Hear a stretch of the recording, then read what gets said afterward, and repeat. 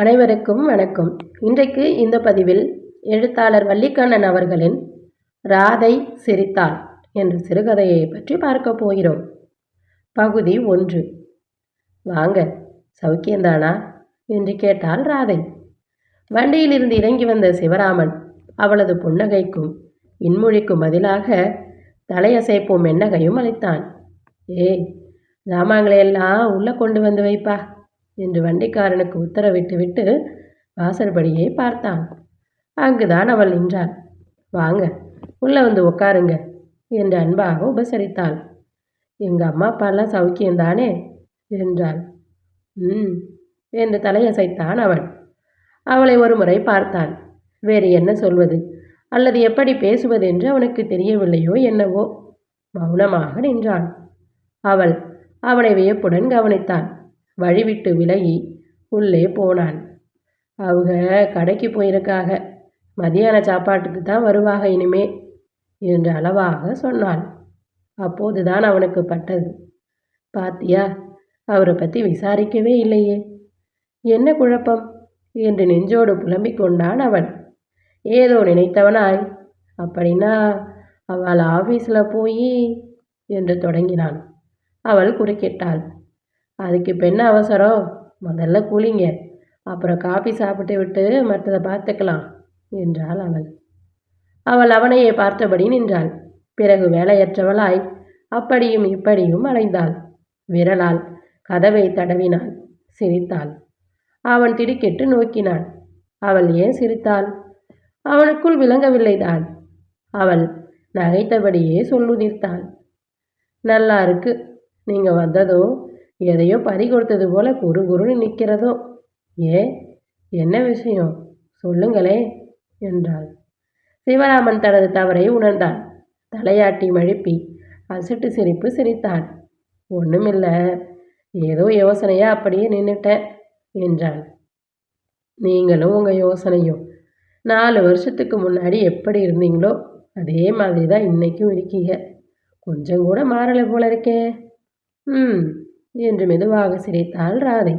பிறகு, பரவாயில்ல, உட்காந்து யோசிங்க, நான் போய் சூடாக காப்பி கொண்டாரேன், அதை குடிச்சிட்டு அப்புறம் யோசிச்சுட்டு இருந்தாலும் சரி, குளிக்க போனாலும் சரி என்ன என்று சொல்லி ஒயிலாக தலையசைத்து உரும்பு பார்வை சிதறிவிட்டு உள்ளே போனாள் ராதை. ராதா, நீ கூட மாறவில்லைதான் என்று சொல்ல வேண்டும் போலிருந்தது அவனுக்கு. ஆனால் வார்த்தைகள் தான் உதிரவில்லை. அவன் பார்வை வெளியே புரண்டது. வண்டிக்காரன் சாமான்களை இறக்கி வைத்துவிட்டு நின்றான். அவனுக்குரிய காசை கொடுத்து அனுப்பக்கூட மறந்து போனதை நினைத்ததும் சிவராமனுக்கு சிரிப்பு வந்தது.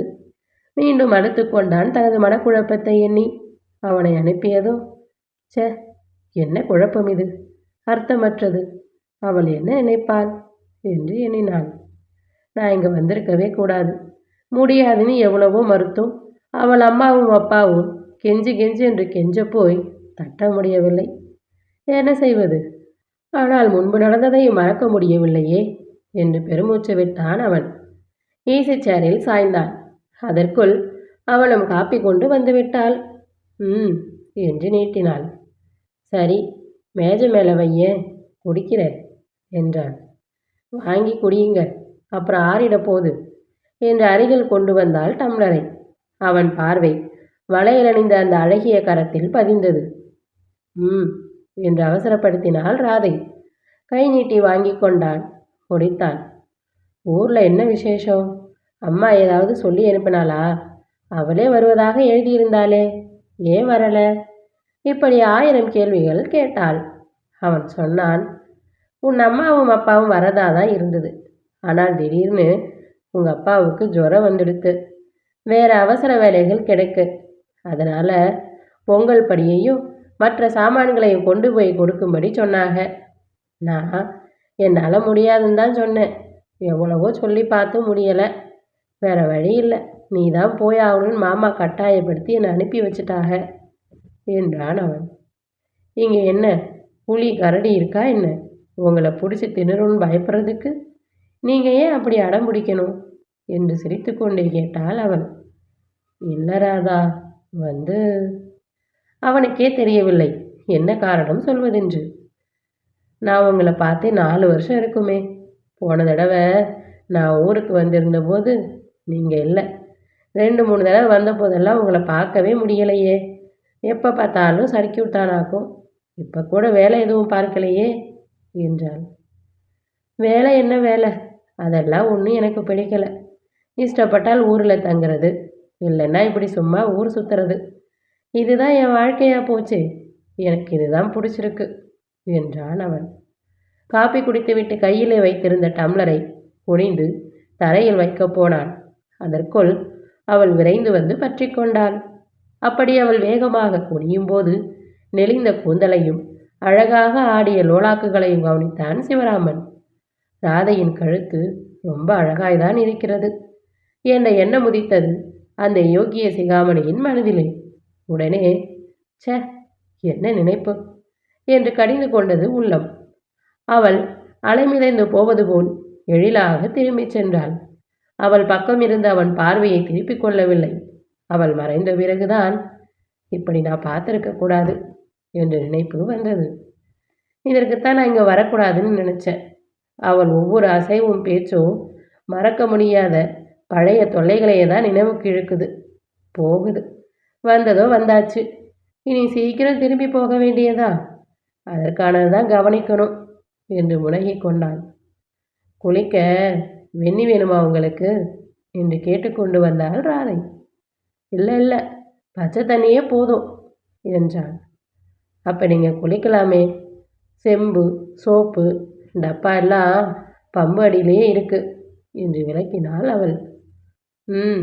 என்று கிளம்பி போனான். எல்லாம் தயாராக இருந்தது. சோப்பு என்னத்துக்கு என்று முழங்கியபடி அந்த அழகான டப்பாவை எடுத்து பார்த்தான். ஈரம் காய்ந்திராத அந்த சோப்பு மீது நீண்ட ரோமம் ஒன்று வளைந்து நெளிந்து படிந்திருந்தது. அவள் உபயோகிக்கிற சோப்பையே எனக்கு வச்சுட்டா போலிருக்கு என்று அதை ஒதுக்கி வைத்து விட்டான். நான் இங்கு வந்தது சரியில்லைன்னு தான் படுது. 4 வருஷங்களாச்சுதான்னாலும் அவள் மாறலை, மறக்கவும் இல்லை. அதுதான் நல்லா தெரியுதே என்று நினைத்தான் சிவராமன். அவன் மறுபடியும் முன்னறையில் ஈசி சேரில் சாய்ந்திருந்த போது அவள் வந்தாள். என்ன, நீங்கள் சோப்பு போட்டுக்கிடவே இல்லை போல இருக்கே என்றாள். ஆமாம், நான் சோப்பு உபயோகிக்கிறதே இல்லை என்றான் அவன். ஓ சரிதான் என்று அவள் சொன்ன குரலில் எவ்வளவோ அர்த்தம் இருந்தது. அவள் இதழ்களில் தனி சிரிப்பு தவழ அவனை பார்த்துவிட்டு உள்ளே போனாள். அந்த சிரிப்பு அவனுக்கு பழைய நினைவுகளையே திரும்ப இழுத்தது. 4 வருடங்களுக்கு முன்பு நடந்ததுதான். எனினும் அதை அவன் என்றும் மறந்துவிட மாட்டான். அவன் வாழ்க்கையிலேயே முக்கியமான சம்பவங்களில் அதுவும் ஒன்று. அது நினைவு அடிக்கடி அவன் மனதை உறுத்தும். அதனால்தான் அவன் ராதையை பார்க்க வருவதற்கு கூட தயங்கினான். ராதைக்கு அப்போது கல்யாணமாகவில்லை. பெண்ணுக்கு வயசு வருதா போகுதா? உன்னோடத்த பொண்ணுங்களுக்கெல்லாம் கல்யாணமாகி உள்ள குட்டியுமா காய்ச்சி தருதுக. ஆனால் ராதாவுக்கு என்னமோ இன்னும் வேலை வரலை. அவள் அப்பா அதை பற்றி கவலைப்படுறதாவே தெரியலை என்று அவள் தாய் அடிக்கடி புலம்பிக் கொண்டிருந்தாள். ராதைக்கு அப்போது வயது 20 இருக்கும். காலத்தொன்றலின் இனிய வருடுதலால் மலர்ந்து நின்ற பூ வண்டின் வரவை நாடி காத்திருந்தது. வண்டுதான் வரவில்லை. தேடுவாரற்ற இடத்திலே புஷ்பித்து வாடி வதங்கிய மலர் போல் இருந்தாள் ராதை. அவள் கண்ட கனவுகளும் எண்ணி ஏங்கிய இன்ப நினைவுகளும் அவளுக்கு அடித்திருந்த சோபை கூட வர வர குறைந்து அவள் முகத்திலே சோகம் மூலமே பூசின. அவள் கண்களில் ஒரு வெறுமை, தனிரக ஏக்கம் இருந்தது. சிவகாமிக்கு 14வது வயதிலேயே கல்யாணமாகிவிட்டது. என்னை விட 1.5 வயசு குறைந்த கல்யாணி 2 குழந்தைகளுக்கு தாயாகிவிட்டாள். மேல தெருவுக்கு கூட கல்யாணமாகிவிட்டது. ஆனால் என்று கணக்கெடுத்து நெடுமூச்செறிவது அவள் வழக்கமாகிவிட்டது. அவள் இரவு நேரங்களில் தூங்கவா செய்தால் எப்படி தூங்க முடியும்? கடல் போல பெருமூச்சுடன் புரண்டு புரண்டு பொறுமுகிற மகளை பார்க்கும்போது அன்னைக்கு துயரமாக தான் இருக்கும். ஆனால் என்ன செய்வது? அவள் அதிர்ஷ்டம். அவள் கையை பிடிக்க எவனும் வரமாட்டேங்கிறான். எதுக்கும் வேலையும் பொழுதும் கூடி வரணும் என்று வருத்தப்படுவாள். தந்தை சங்கரன் பிள்ளை மகளுக்கு கல்யாணம் செய்து வைக்க வேண்டும் என்ற நினைப்பில்லாமல் வாழவில்லை. அவரும் அங்கே இங்கே என்று எவ்வளவோ முயன்று பார்த்தும் சரியான மாப்பிள்ளைகளாக வந்து வாய்க்கவில்லை. அதுபோக இவ்வளவு நகை செய்து போடணும், பெண் பேருக்கு என்ன சொத்து எழுதி வைப்பீர்கள் என்றெல்லாம் கண்டிஷன் பேசினார்கள் பிள்ளையை பெற்றவர்கள். ஏதோ என்னால் ஆனதை செய்வேன். என் மகளுக்கு என்ன செய்யணுங்கிறது எனக்கு தெரியாதா? சொத்து கித்துன்னு பேசுறதுக்கு ஒன்றுமில்லை. நான் செத்த பிறகுதான் அதெல்லாம் பற்றி யோசிக்கணும். தெரிஞ்சுதா? எங்கள் வீட்டில் வச்சு கல்யாணத்தை சிறப்பாக செஞ்சு பெண்ணை கூட்டி அனுப்புவேன். அதுக்கு பிறகு என்ன செய்யணுங்கிறது நானே தெரிஞ்சு செய்வேன். இப்படி கராராக பேசுவார் அவர். அது மற்றவர்களுக்கு எப்படி பிடிக்கும்? தாய் நல்ல இடத்து சம்பந்தம், பணக்காரனாக, படித்தவனாக, நல்ல உத்தியோகம் பார்க்கிறவனாக இருக்கணும் மாப்பிள்ளை. மாமியார் நாத்தனார் எல்லோரும் நல்ல மனுஷிகளாக இருக்கணும். அப்புறம் ராதா கண்ணை கசக்கிக்கிட்டு நிற்கப்படாது என்று சொல்லி வந்தாள். ராதையோ அழகாக, படித்தவனாக, நல்ல குணத்தோடு தன்னுடன் சிரித்து மகிழ்ந்து குடும்பம் நடத்த பழகுவனாக இருக்க வேண்டும் என்று பிரார்த்தித்து குத்துவிளக்கு பூஜை பண்ணி வந்தாள். வெள்ளி செவ்வாய் விளக்கை பொன்போல் பளபளக்கும்படி துலக்கி அழகாக குங்குமம் பொட்டிட்டு அரளிப்பூவும் பச்சிலையும் கலந்து கட்டிய சரம் சாத்தி பக்திபூர்வமாக வணங்கி நின்று பூஜைகள் செய்தாலும் கூட விளக்கு நாச்சியார் அவர் வாழ்வில் ஒளி பிறக்க வகை செய்யவில்லை. வருஷங்கள் தான் ஓடின. எனக்கு ஏது கல்யாணம்? கல்யாணமே ஆகாதுன்னு தான் நினைக்கிறேன் என்று குமரினாள் ராதை. தன் மனக்குறையை சிலரிடம் கூட அவள் வாய்விட்டு சொன்னது உண்டு.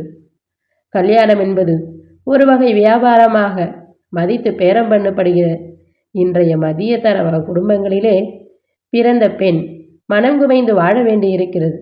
பெண்ணின் உள்ளமும் உணர்வும் பெற்றவர்களுக்கு கூட தெரிவதில்லை பெரும்பாலும்.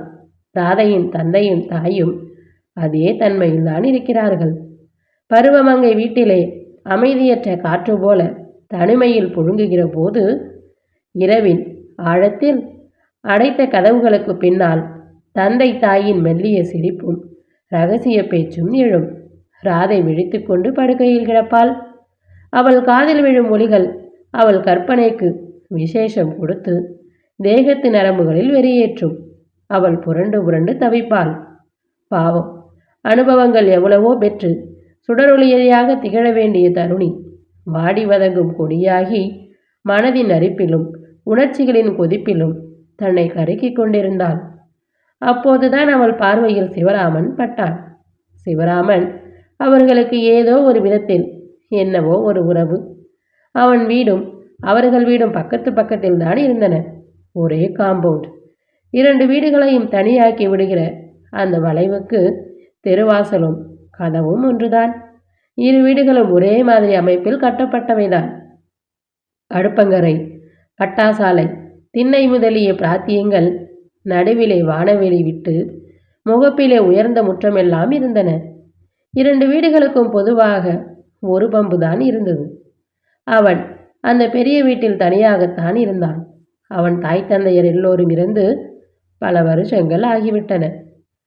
கடன் கைகளில் சொத்தையெல்லாம் கொஞ்சம் கொஞ்சமாக கரைத்து போன பிறகு அந்த வீடும் ஏதோ கொஞ்சம் நிலவு மட்டும் தங்கியிருந்தன. சரிதான், சாகிற வரை சாப்பாட்டுக்கு போதும், வேலையிலன்னு ஒன்றும் பார்க்க வேண்டியதில்லை என்று முடிவு கட்டிவிட்டவன் அவன். தனது திட்டத்துக்கு குடும்ப வளர்ச்சி வீண் தடங்களாக அமையும் என்று எண்ணி கல்யாணமே வேண்டாம் என தீர்மானித்திருந்தான். எத்தனையோ பேர்கள் புத்தி சொல்லி பார்த்தும் கேட்காதனால் அவனா உருப்பட தெரியாதவன் எங்க உருப்பட போறான் என்று சமூக பெரியார்கள் கை கழுவி விட்டார்கள். அதையெல்லாம் பற்றி அவன் கவலைப்படவில்லை. ஹோட்டலில் சாப்பிடுவதும் இஷ்டம்போல் சுற்றுவதும் திடீரென்று நினைத்து கொண்டு எந்த ஊருக்காவது பிரயாணம் கிளம்பி விடுவது என்ற தனது நியமங்களை ஒழுங்காக செய்து வந்தான் அவன். அப்பொழுது அவனுக்கு 28-30 வயது இருக்கும் என்று தெரிந்தவர்கள் பேசிக்கொண்டார்கள். அவன் ராதையின் நிலைமையை கவனித்தது உண்டு. பாழாகும் அந்த பெண்ணின் வாழ்வை எண்ணிக்கூட அவன் சில சமயம் வருத்தப்படுவதும் உண்டு. பாவம், இப்படிதான் எத்தனையோ பெண்கள் சமூகத்தில் வதங்கி சாகிறார்கள். காலாகாலத்தில் கல்யாணமாகி அனுபவிக்க வேண்டிய சுகங்களையெல்லாம் அனுபவிக்க முடியாமல் போகிற போது ஏக்கமும் சோகமும் தானாக வளர்கின்றன. பல வருஷங்களுக்கு பிறகு கல்யாணமானது கூட மகிழ்விருப்பதில்லை. ஏக்கமும் குமரலும் ஹிஸ்டீரியாவிலே கொண்டு போய் விட்டு விடுகின்றன. அப்புறம் பெண்ணுக்கு ஏதோ தெய்வ குற்றம், பிசாசு பிடிச்சிருக்கென்று மருந்துக்கும் மந்திரத்துக்கும் பணம் கொட்டி அழுவாங்க. நல்ல குடும்ப வாழ்க்கை என்று அழுத்து கொள்வான் அவன். அவன் ராதையை அடிக்கடி பார்க்க முடிந்தது. அவள் அழகாகத்தான் இருந்தாள். பிரமாதமான அழகில்லை. இருந்தாலும் இவ்வளவு அழகு போதாதா பெண்களுக்கு? சில மூதேவிகள் இருக்குதே, கருங்குரங்கு மாதிரி. இருந்தும் இந்த பொண்ணுக்கு கல்யாணமாகவில்லை என்று அனுதாபம் எழும் அவளை பார்க்கும்போது. ராதை அடிக்கடி அவனை பார்த்திருக்கிறாள். வீட்டின் ஜன்னலுக்கு பின்னால் நின்று கவனித்திருக்கிறாள். வாசல் படியில் நின்று நோக்கியிருக்கிறாள்.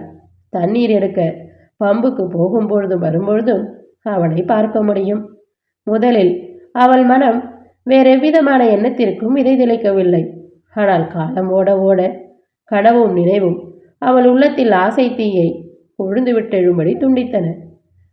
அதன் பிறகு அவள் பார்வையில் தனி ஒளி தெரிந்தது. அவள் கருவிழிகளில் மின்னிய ஒளியில் தனி அர்த்தம் இருந்தது.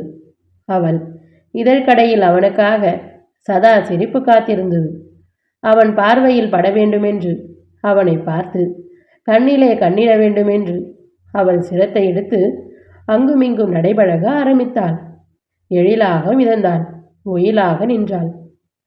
அவளிடம் ஏற்பட்ட மாறுதல்களை அவன் கவனியாமல் இல்லை. அவன் மனமறுக்கும்.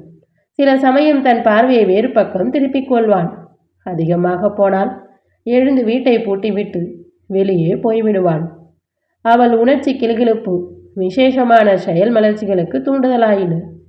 அவள் வாசல் படியில் நிற்கும்போது அவள் கைவளையல்கள் கலகலக்கும். நழுவாத மேலாடையை சரி செய்வது போல் மார்பில் கை வைத்தும் பிறகு மேலாடையை இழுத்துவிட்டு மறைந்து கிடந்த அழகை வெளிச்சமிடச் செய்யும். வளையின் கலகலப்பு அவன் விழிகளில் புரட்சியை அங்கு இழக்கும். அவள் சிரித்துவிட்டு வெட்டும் பார்வை சிந்தி தலுக்காக திரும்பி அழகு நடை நடந்து போவாள் வீட்டினுள்ளே. ஜன்னலின் பின்னே கலகல நாதம் பிறக்கும். கலிநகை பூத்த முகமலரும். சில சமயம் தன் இரு கைகளையும் உயர தூக்கி சோம்பல் முறிப்பது போல் நீட்டி நெளித்து அழகின் அற்புதங்களை டாலடிக்க செய்வாள் கண்ணி. அவள் பாராத கோணங்கள் இல்லை. பார்வைக்காக அவள் சித்தரித்து காட்டாத வசிய போஸ்கள் இல்லை. அவனுக்கு சிரிப்பு வரும். அனுதாபமும் பிறக்கும். கவரப்படாமலும் இல்லை. பெண்களுக்கு எப்படி எப்படி வசியக்கலை பயில வேணும் என்கிற உணர்ச்சி தானாக கைவந்த வித்தையாக மிளர்கிறது. அதை அவர்கள் சிரத்தையோடு வளர்க்கிற போது அற்புத கலையாக ஒளிர்கிறது என்று நினைப்பான் அவன். பருவக்கண்ணீர் ஆதை சிதறிய கலையொலிகளை கண்டு கலைக்கும் ரசிகனாக மாறாமல் இருக்கவில்லை அவனால். அவள் தனது திறமையை மெருகிட்டு வளர்த்து வந்தாள் நாளுக்கு நாள். அவன் திண்ணையில் இருக்கும்போது அவள் திண்ணையோரமாக மென்ன நடை நடந்து கோணப்பார்வை சிந்தி போனாள். உடை அலங்காரம் செய்து கொள்வதாக பம்மாத்து பண்ணி அவன் பார்வையில் படும்படி என்னென்னவோ செய்து சிரிப்பாள். திடீரென்று ஒரு நாள், என்ன மாமா, மணி என்ன ஆகுது என்று கேட்டு வைத்தாள். பிறகு சாப்பிட்டாச்சா என்று கேட்டாள். இப்படி ஏதாவது கேட்க சந்தர்ப்பங்களை சிருஷ்டித்து கொண்டாள் ராதை. அவள் போக்கு அவனுக்கு புரியாமல் இல்லை. ஆனால் அதை அவன் வளர்த்து பாராட்ட தயாராக இல்லை என்றாலும் அதை தவிர்க்க அவளிடம் கொடுப்பதாகவும் தெரியவில்லை.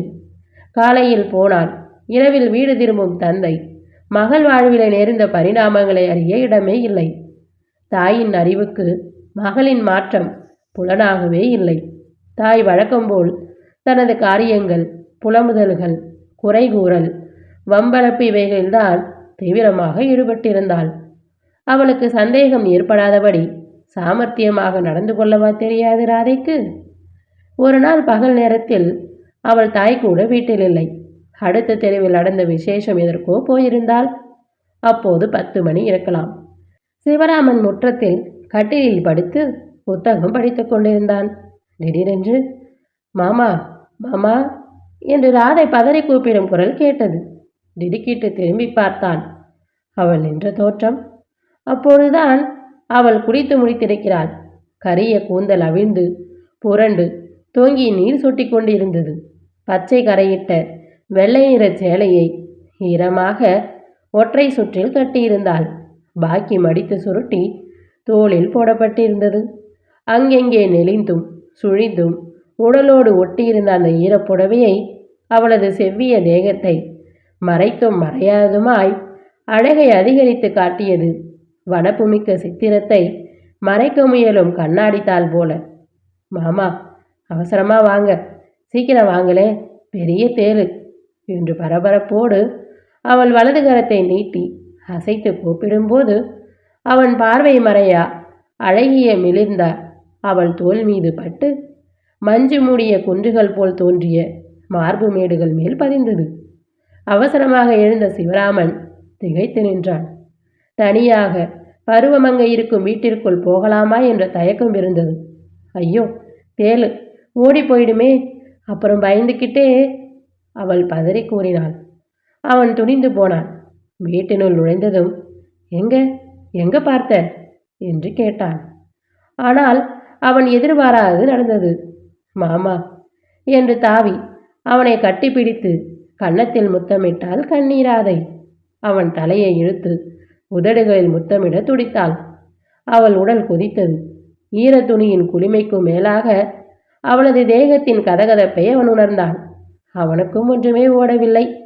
அவன் தேகத்திலும் சூடேறுவது போல் இருந்தது. என்ன இது ராதா, சே, தள்ளிப்போ என்று அவளை விளக்க முயன்றான். அவளோ இறுக அணைத்து அவளது கனல் உதடுகளை அவன் உதட்டிலே பொருத்தினான். அவளை ஆட்டி வைத்த பருவத்தின் பிசகு அவனையும் முழுக்கியிருக்கும். அதற்குள்ளாக ராதா ராதா என்று வெளியே தெருவாசல் கதவை யாரோ தட்டும் சத்தம் கேட்டது. மறுபடியும் ஒலித்தது அந்த அழைப்பு. ராதையின் கைகள் இரவி விழுந்தன. அது நல்லாவே இல்லை. ராதா இப்படியா புத்தி கெட்டு போறது என்று எச்சரித்துவிட்டு வேகமாக நடந்து தனது வீட்டுக்கு புகுந்து மறைந்தான் அவன். வெளிவாசல் கதவு திறக்கும் சத்தம் கேட்டது. என்ன செஞ்சிட்டு இருந்த? கூப்பிட கூப்பிட ஏன்னு கேட்காம என்று கேட்ட தாயின் குரலும், குளிச்சு தலை துவட்டிட்டு நின்ன, சேலையை புழிஞ்சு கட்டிட்டு இருந்ததானே வர முடியும் என்ற மகளின் குரலும் அவன் காதில் விழுந்தன. அவன் நெஞ்சு திக் திக் என்று அடித்து கொண்டிருந்தது. என்ன துணிச்சல்! வயது வந்த பிள்ளைய வருஷக்கணக்காக வீட்டிலே அடைச்சி வச்சிருந்தா இப்படித்தான். காலாகாலத்தில் எவனுக்காவது கட்டி கொடுத்து அனுப்பாம தாய் தகப்பன்மார் மட்டும் உஷாலா இருந்தா மகள் தனக்கு வழி தேடதானே துணிஞ்சிட்டு போறா என்று எண்ணினான். சே, வீணா கெட்ட பெயர் எதுக்கு ஏற்கணும்? சங்கரன் பிள்ளைக்கு தெரிஞ்சால் அவர் மகளை நான் தான் கெடுத்து விட்டேன்னு கோபிப்பார். பொதுவாக ஊரிலே நடப்பது இதுதானே. பெண்கள் துணிந்து ஒரு காரியத்தை செய்து போட்டாலும் கூட பழி ஆண்கள் மேலே தானே விழுது. நாளைக்கோ நான் ஊர் சுற்ற போக வேண்டியதுதான். இந்த பெண் கல்யாணமாகி புருஷன் வீடு போய் சேர்ந்தால்னு தெரிஞ்சதுதான் திரும்பணும். திரும்பவும் இது மாதிரி விபரீதத்துக்கு இடம் கொடுக்கக்கூடாது என்று தீர்மானித்து கொண்டான் அவன். ராதையும் அவள் தாயும் அவர்கள் வீட்டு அடுப்பங்கரைக்கு போய்விட்டார்கள் என்று தெரிந்ததும் மெதுவாக தன் வீட்டு கதவை பூட்டிவிட்டு தெருவாசல் கதவையும் இழுத்து சாத்திவிட்டு வெளியேறினான். ராதையை அவன் திரும்ப பார்க்க விரும்பவே இல்லை. சிவராமன் பகல் பூராவும் எப்படியோ பொழுது போக்கிவிட்டு இரவிலும் சினிமா பார்த்துவிட்டு வெகு நேரம் கழித்தே வீடு திரும்பினான். அவன் கண்கள் அடுத்த வீட்டு பக்கம் பாய்ந்தது. அங்கு இருளும் அமைதியும் நிலவின. அவன் நிம்மதியாக பெருமூச்சு விட்டான். நல்ல வேலை, எல்லாரும் தூங்கியாச்சு. அதிகாலையிலிருந்து முதல் ரயிலை பிடிக்க வேண்டியதான் என்று நினைத்தான்.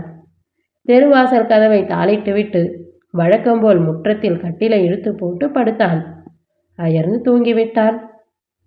கதவு தாளிடும் ஓசையும் கட்டிலை இழுத்த சத்தமும் அடுத்த வீட்டில் தூங்கியும் தூங்காத நிலையில் புரண்டு கிடந்த ராதைக்கு அலாரமாக உதவின. அவள் விழித்து கொண்டாள். அவளுக்கு கொதிப்பு தணியவில்லை. பொறிபட்டு கடன்ற உணர்வு தீ மங்கவில்லை, மடியவில்லை. தனக்கு உணவு பெற்று திருப்தியுற்ற பிறகுதான் ஒரு மாதிரி ஒடுங்கும். அவள் உடற்பசியும் உள்ளத்து அரிப்பும் அவளுக்கு துணிவு தந்திருந்தன. அவள் பல பல எண்ணங்கள் வளர்த்தபடி கிடந்தாள். மெதுவாக எழுந்து கடிகாரத்தை பார்த்தாள். மின்மினி பூச்சி போல் மினுத்த ரேடியம் டயல் மினுக்கி காட்டியது. அப்போது மணி 2:15 என்பதை. எங்கும் அமைதி. அவள் மெதுவாக ரொம்ப ஜாக்கிரதையுடன் கதவை திறந்து கொண்டு வெளியே வந்தாள். வெள்ளியை காய்ச்சி ஊற்றியது போல் பால் நிலவு நின்று காய்ந்தது. நிலவும் இருளும் படிந்து கிடந்தன அவ்வீட்டின் வளைவின் வானவெளியிலே. அவள் அடுத்த வீட்டு முற்றத்தின் பக்கம் போனாள். இடைவெளியில் படிந்து கிடந்த நிலவின் ஒளிவீச்சால் இருள் கவிந்திருந்த அந்த முற்றம் வெறிச்சிட்டிருந்தது. சுவரோரத்தில் கட்டிலில் அவன் அயர்ந்து தூங்கி கிடந்தான். ராதை மெதுவாக அவன் அருகில் போனாள். அவன் அழகை அள்ளி விழுங்குவள் போல் நோக்கி நின்றாள். ஏதோ இனிய கனவு துயிலில் அவனோடு கொஞ்சிக் கொண்டிருந்தது போலும். அவன் உதடுகளில் சிரிப்பு நெளிந்திருந்தது. அவன் என்னவோ முனகியபடி புரண்டான். தன்னை பார்த்து விழித்து கொண்டுதான் முனகுகின்றானோ என்று திடுக்கிட்டாள் ராதை. இல்லை, வெறும் கனவு. அவளுக்கு சிரிப்பு வந்தது. அவனையே பார்த்து நின்ற கண்ணி துணிந்து விட்டாள். ஆழ்ந்த இருட்டு, நல்ல நிலவு, நெடு இரவின் தனிமை, கனவிலே மிதக்கும் அவன், உணர்ச்சி மீறிய அவள். சந்தர்ப்பம் சிரித்தது. ராதை புன்னகையோடு அவன் அருகில் ஒண்டினாள். அவனை இழுத்தணைத்து உதடுகளில் சூடாக முத்தமிட்டு கழித்தாள். அவன் கனவு அவளுக்கு துணை செய்தது. கனவின் உயர்வு என்ற மயக்கத்தோடு சடக்கென விழித்த அவன் இனிய நனவிலே சிக்கியதை உணர்ந்ததும், ராதா என்றான் மெதுவாக. நான் தான், பேசாமல் இருங்கள் என்று ரகசியமாக அவள் பேசினாள். அவன், என்ன கட்டையா?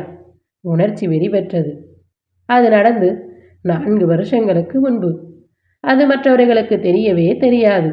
விடியற்கால கோழி கூவிய போது ராதை சிரித்தபடி துள்ளி எழுந்து அவனுக்கு அன்பு முத்தம் அளித்துவிட்டு வீட்டினுள் போய் தனது இடத்திலே படுத்துவிட்டாள். அவன் ஆற்றங்கரை நோக்கி போய்விட்டான். திரும்பி வந்ததும் யாத்திர மார்க்கத்துக்கு வேண்டியவற்றை எடுத்துக்கொண்டு கிளம்பிவிட்டான். அவன் போவதை ஜன்னலுக்கு பின் நின்று ஏக்கத்தோடு வருத்தத்தோடு கவனித்து கொண்டிருந்தாள் ராதை. அவன் அந்த பக்கம் திரும்பவே இல்லை. அவன் 2-3 மாதங்களுக்கு பிறகு திரும்பி வந்தபோது, என்ன சிவராமு, ராத கல்யாணத்துக்கு கூட வராமல் இருந்துட்டியே என்று வரவேற்பும் வருத்தத்தையும் அளித்தார் சங்கரன் பிள்ளை. வர முடியலை, அங்கே எங்கேன்னு பிரயாணம் அப்படி இழுத்துக்கிட்டே போயிடுச்சு என்று சொன்ன சிவராமன் ராதையின் வாழ்க்கை விவரங்களை விசாரித்து தெரிந்து கொண்ட பிறகு தான் திரும்பி வந்தான் என்பதை காட்டிக்கொள்ளவில்லை. சங்கரன் பிள்ளை எவ்வளவோ முயன்றும் வேறிடம் கிடையாமல் தூரத்து ஊரில் வேலை பார்க்கும் ஒருவருக்கு 2ஆம் தாரமாக ராதையை கட்டி கொடுத்திருக்கிறார். மாப்பிள்ளைக்கு 45 வயது இருக்கும். முதல் மனைவி குழந்தைகள் எதுவும் விட்டு போகவில்லை என்கிற விவரங்களை அவனுக்கு சொன்னார். அவனும் புதிதாக அறிந்து கொள்வோனே போல் தலையை ஆட்டி வைத்தான். மாப்பிள்ளைக்கு 45 வயசாகிறதுங்கிறது பெரிய வயசா என்ன? அது ஒன்றும் இல்லை. சொல்லப்போனால் வயசானவங்க தான் பொண்டாட்டிய அருமையா செல்லம்மா அவளுக்கு குறை எதுவும் இல்லாமல் கண்ணு போல கவனிப்பாங்க. எங்காவது ராதை சௌக்கியமாக இருந்தால் சரிதான் என்று முடிவுரை கூறினார் தந்தை. ஆமாம் போட்டு வைத்தான் அவன். உணர்ச்சி விதைத்த அந்த விபரீத நாடகத்திற்கு பிறகு சிவராமனுக்கு ராதையை சந்திக்க வேண்டும் என்றாலே என்னவோ போல் இருந்தது. அவள் தாய் வீடு வருகிறாள் என்று கேள்விப்பட்டதுமே அவன் எங்காவது பிரயாணம் கிளம்பி விடுவது உண்டு. ராதையின் கணவன் ரொம்ப தொலைவில் உள்ள ஊரில் உத்தியோகத்தில் இருந்ததால் அவளும் அடிக்கடி பிறந்தகம் வர முடியாமல் போயிற்று. அப்படி கூட ஒரு முறை அவர்கள் சந்திக்க வேண்டியதாயிற்று. அப்போது அவள் கண்ணன் சிவக்கவும் இல்லை, அவள் நாணி தோணி தயங்கவும் இல்லை. சகஜமாக பேசினாள். அவனுக்கு தான் ஒரு மாதிரி இருந்தது. அன்று அவள் கேட்டாள், உங்களுக்கு கல்யாணமாகிவிட்டது என்று கேள்விப்பட்டேனே என்று. ஆமாம், அவள் அம்மா வீட்டுக்கு போயிருக்கிறாள் என்று சொன்னாள். ஏது, கல்யாணமே பண்ணிக்கோவதில்லை என்று சொல்லிவிட்டிருந்தீர்களே என்று குறும்பாக சிரித்தாள் ராதை. எல்லாம் நாம் நினைக்கிறபடியா நடக்குது?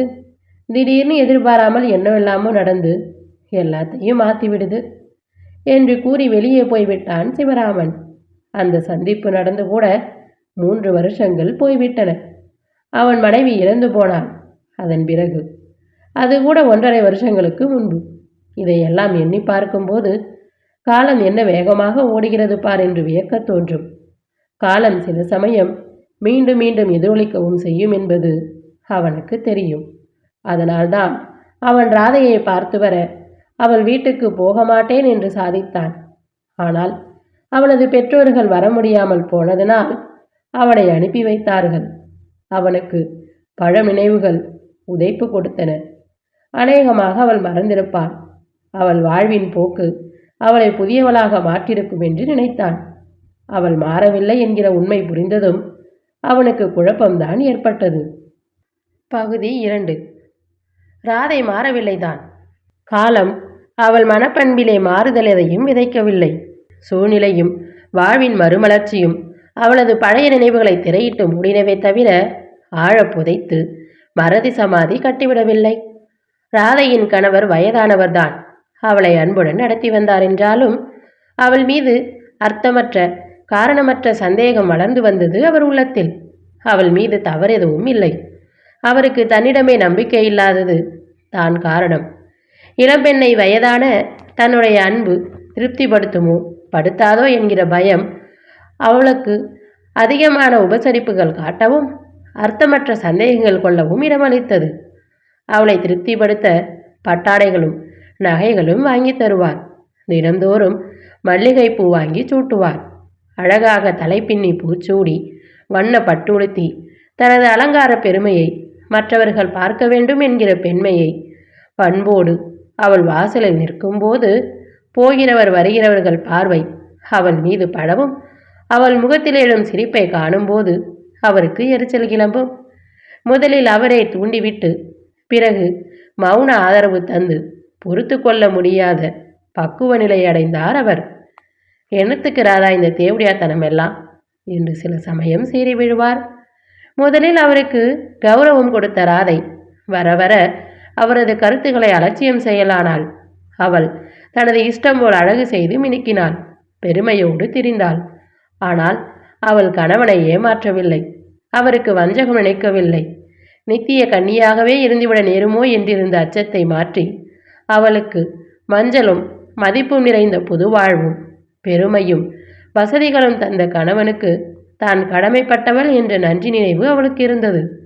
நகையிலும் பட்டாடைகளிலும் அழகு செய்து பெருமைப்பட்டு கொள்வதிலும் திருப்தி கொண்டு வந்தாள் ராதை. அவள் நினைவு பூமியிலே தன் வாழ்விலேயே புது அனுபவம் கற்க முடிந்த அமர இரவை பற்றிய எண்ணம் மக்கி போகவில்லை. அது கிளர்த்தெழுந்து வேரோடு கொடிபரப்பி நன்றாக மலர்ந்து தலையசைத்து மிளிர்ந்தது. அந்த நினைவு சம்பவத்தின் கனவுகள் என்றும் பசிய நினைவாகி அவளுக்கு மகிழ்வு தந்தன.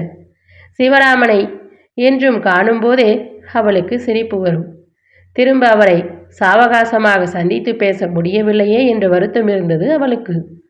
அந்நிலையிலேதான் சந்தர்ப்பம் அவளுக்கு மீண்டும் துணை செய்தது. சிவராமன் வருவதற்கு முன்னதாகவே அவனுக்கு கட்டிய கூறி வந்து நின்றது அவள் தந்தை எழுதியிருந்த கடிதம்.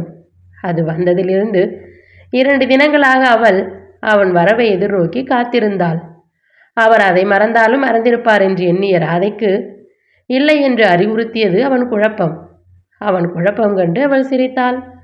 மத்தியான சாப்பாட்டுக்கு வந்தார் ராதையின் கணவன். அவனை வரவேற்றார், உபசரித்தார்.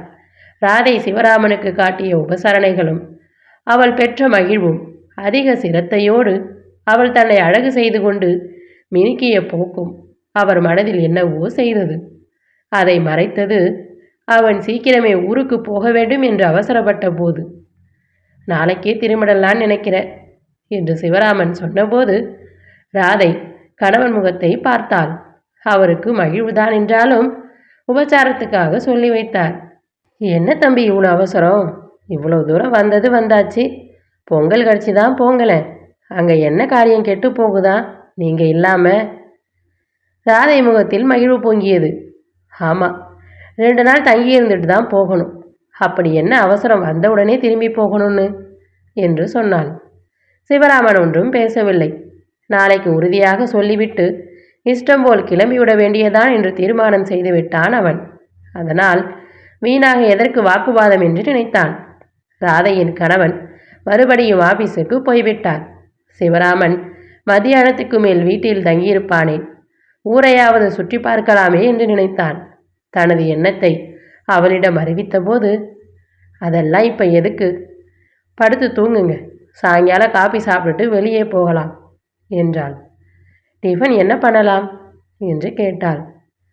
விசேஷமாக எனக்குன்னு எதுவும் வேண்டாம், வழக்கம் போல செய்யறத செய்ய என்று சுரத்தில்லாமல் அவன் பேசியது அவளுக்கு ஏமாற்றமே தந்தது. இருந்தாலும் அவனுக்கு அதிகம் பிடிக்கும் என்று அவள் நினைத்த பலகாரங்களை செய்து காப்பி போட்டு வந்து வைத்தாள் ராதை. இதெல்லாம் ஏன் வீணாக என்று அவன் அழுத்து கொண்டது அவளுக்கு சிரிப்பு தந்தது. அவன் காப்பி சாப்பிடும்போது அவன் திடீரென்று கேட்டாள், நாம் சினிமாவுக்கு போகலாமா என்று. அவள் இல்லாமல் எப்படி போகிறது? வேண்டாம் என்றான். நல்ல படம் ஓடுது இப்போ. அவங்களிடம் எத்தனையோ நாளாக நான் தான் சொல்லிகிட்டே இருக்கேன், அவங்களுக்கு சினிமா பார்க்க நேரம் ஏது, எப்போ பார்த்தாலும் வேலை வேலை. நாம் சினிமாவுக்கு போனால் அவங்க வர்றதுக்கு முன்னாலேயே வந்துடலாம் என்று ஆர்வமாக சொன்னாள் அவள். அவன், முடியாது, அவளுக்கு தெரிஞ்சு கோவப்படுவாங்க, இதெல்லாம் வேண்டாத கவலை என்று கூறி அவளுக்கு ஏமாற்றம் அளிக்க நேர்ந்தது. அவன் ஊரை சுற்றிவிட்டு இரவு நேரத்தில் வந்து சேர்ந்தான். அவன் வருவதற்கு முன்பாகவே அவர் வந்திருந்தார். அவர் அன்று சீக்கிரமாகவே திரும்பிவிட்டார். அவர் எதிர்பார்த்தது போல் இல்லை. அவன் வீட்டில் இராமல் சும்மா சுற்ற போய்விட்டான் என்று தெரிந்ததும் அவருக்கு சந்தோஷமே பிறந்தது. நல்ல மனுஷன் என்று சொன்னது அவர் மனம். இரவில் 10:30 மணி வரை ஊர்க்கதைகள் பேசி பொழுதுபோக்கிவிட்டு தூங்க போனார்கள் அவர்கள். ராதையும் கணவரும் மாடி அறைக்கு போனார்கள். சிவராமன் கீழே தாழ்வாரத்தில் படுத்துக்கொள்கிறேன் என்று பிடிவாதம் செய்துவிட்டான். அது வானவெளியை அடுத்திருப்பதால் காற்றோட்டம் இருக்கும், நல்ல தூக்கம் வரும் என்று சொல்லிவிட்டான். அப்படியே படுத்தும் நன்றாக தூங்கத் தொடங்கினான். எவ்வளவு நேரமாயிருக்கும் என்று தெரியாது. திடுக்கிட்டு விழித்தான் சிவராமன். அவன் முதுகில் ஏதோ பூச்சி உருவது போன்ற உணர்ச்சியால் அவன் திடுக்கிட்டான். பக்கத்தில் கரியதாய் நெடியதாய் யாரோ அல்லது எதுவோ ஒன்று நிற்பது போல் தோன்றியது. யாராவது தானா அல்லது பிரம்மையா என்று தீர்மானிக்க முடியாமல் அவன் திகைத்தான். திடீர் விழிப்பு ஏற்படுத்திய அதிர்ச்சி அவனுக்கு அர்த்தமற்ற நடுக்கம் கொடுத்தது. பக்கத்தில் மல்லிகைப்பூ மனம் கம்மென்று பரவி நிற்பதையும் பெண்மையின் தனிரக வாசனை அலைகள் நிலவுவதையும் அவன் உணர முடிந்தது. எங்கே இருக்கிறோம் என்று தெளிவு பிறந்ததும் அவன் உள்ளத்து குரல் ராதா என்ற சொல்லாக உதிர்த்தது. என்று குழைந்து அவன் அருகில் உட்கார்ந்து குனிந்தாள் ராதை. என்ன இது ராதா என்று அவன் அவசரமாக எழ முயன்றபோது அவள் அவனை படுக்கையிலேயே அழுத்தி உதடுகளில் உணர்ச்சியோடு முத்தமதித்தாள். என்ன ராதா, அவர் எழுந்துவிட்டால் அப்புறம் என்று நடுக்கத்தோடு சொன்னான். அவர் தூங்க ஆரம்பித்தால் செத்த பிணந்தான். இனிமேல் விடிய காலம் 7:30 மணிக்கு தான் எழுந்திருப்பார். நீங்கள் என்ன இப்படி பயந்து சாகுறீங்க என்று கிளுகிளுத்தாள் மங்கை. இது நல்லால, கல்யாணமாகி குடியும் கொடுத்தனமாயிருக்கும்போது என்றான் அவன். மேலே பேச முடியவில்லை. அவனை அவள் பேசவிட்டால்தானே. முத்தமழை பெய்து கொண்டிருந்தது அவன் முகத்தில். இதுவரை அந்த கேடுக்கு நான் துரோகம் செய்யாமல் இருக்கிறேனே, அதற்கே அது சந்தோஷப்படணும்.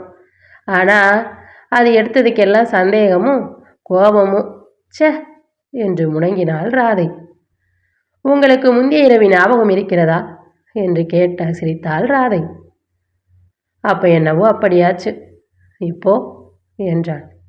இப்போவும் நாம் ஒன்றும் மாறிப்போகலை என்று கூறி அதற்கு உறுதி பதிவு போல் அழுத்தமாக இதழ்களோடு இதழ்கள் பதித்தாள் அலங்காரி. விடிந்ததும் எதுவுமே நடவாது போல் நடந்து கொண்டாள் ராதை.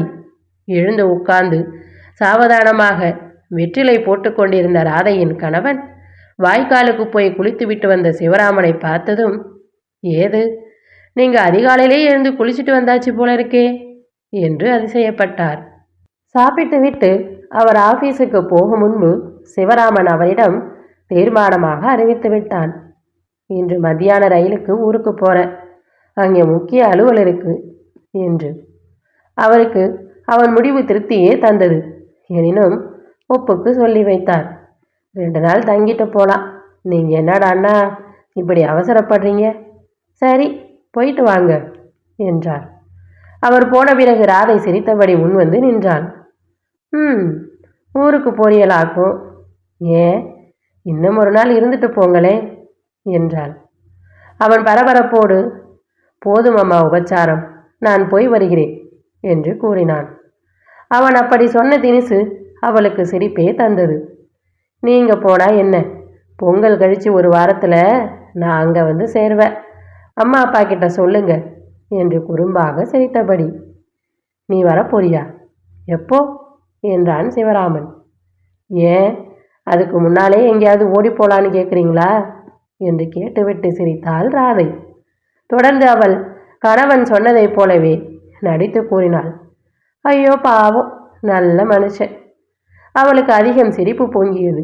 சிரித்தாள். பண்ணையார் வீட்டு காளைகளின் கழுத்திலே கட்டியிருக்கும் மணி சலங்கைகளை புழுங்கி ஒளி எழுப்புவது போல கலகலவென்று சிரித்தாள் ராதை. சிவராமன் அவளையே பார்த்தான். அவனுக்கும் சிரிப்பு வந்தது. சிரித்தபடி, சரி போய் வரேன் என்று சொல்லி தெருவில் இறங்கினான். போனதும் காகிதம் போட வேண்டாம், ஒரு வாரத்தில் நான் வந்து சேருவேன் என்று சொல்லி வாசல் படி வரை வந்து சிரித்து வழி அனுப்பினாள் ராதை. ரயில் ஏறிய பிறகு கூட அவளது சிரிப்பின் ரீங்காரம் அவன் காதுகளிலே ஒலித்து கொண்டிருந்தது.